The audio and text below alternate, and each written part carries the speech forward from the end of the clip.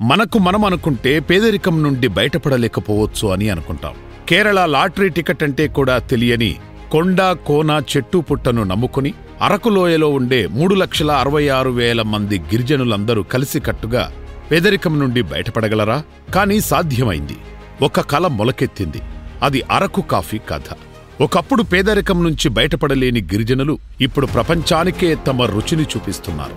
దాని వెనక ఇద్దరు మనసున్న మహోన్నతులు ఉన్నారు. అందులో ఒకరు డాక్టర్ అంజిరెడ్డి.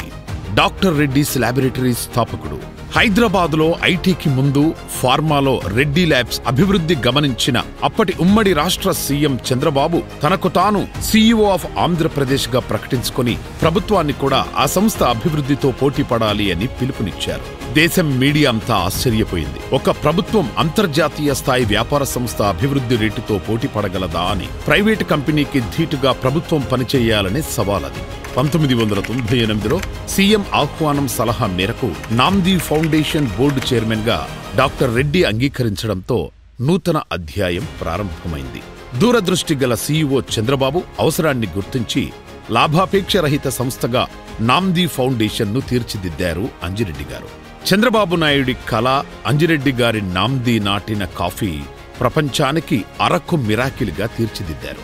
ఆ ప్రణాళిక అరకు కాఫీ ఒక్క లోయకే పరిమితం కాలేదు. చంద్రబాబు నాయుడు గారి ప్రభుత్వం గిరిజన రైతులను ముందుకు నడిపించింది. ప్రతి మహానాడులో అరకు కాఫీ రుచి చూపించారు.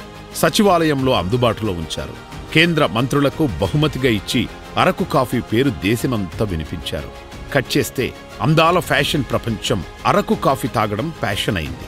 గిరిజనుల కష్టం ప్రపంచం గొంతులో కమ్మటి అరకు కాఫీ ఆస్వాదనగా మారింది. గడిచిన 2024లో అరకు కాఫీది భారతదేశ కాఫీ ఎగుమతుల్లో కీలక పాత్ర. అరకు కాఫీ ఇప్పుడు ప్రపంచం మెచ్చే రుచి. ప్యారిస్లో, ఢిల్లీలో ప్రతి గొంతులో అరకు కాఫీ వాసన. ప్రపంచవ్యాప్తంగా దాని రుచి చూసి అరకు కాఫీకి 100లో 91 మార్కులిచ్చారు. ఇవాళ అరకు లోయలో 3,66,000 మంది గిరిజన రైతులు పేదరికము నుండి బయటపడి స్థిరమైన ఆదాయం పొందుతున్నారు. మొట్టమొదటి ప్రైవేట్ పబ్లిక్ పీపుల్ పార్టిసిపేషన్, అదే PPP model proof of concept. అందరూ సంకల్పిస్తే పేదరికం నుండి బయటపడడం అసాధ్యం కాదు. ప్రతి నెల పెన్షన్ ఇచ్చే రోజు చంద్రబాబు ఒక పేద కుటుంబం ఇంటికి వెళుతున్నారు. వారి జీవితాలు మారిపోతున్నాయి. మనలో ఆలోచనలు రేకెత్తిస్తున్నారు. మనం కూడా మార్పు కోసం కృషి చేద్దాం. మనం కూడా మన గ్రామాలను, మన రాష్ట్రాన్ని అభివృద్ధి చేద్దాం. అరకు లోయ మనకు ఒక ఉదాహరణ. అసాధ్యమనుకున్నది సాధ్యమే. స్వర్ణాంధ్ర 2047 సాధ్యమే.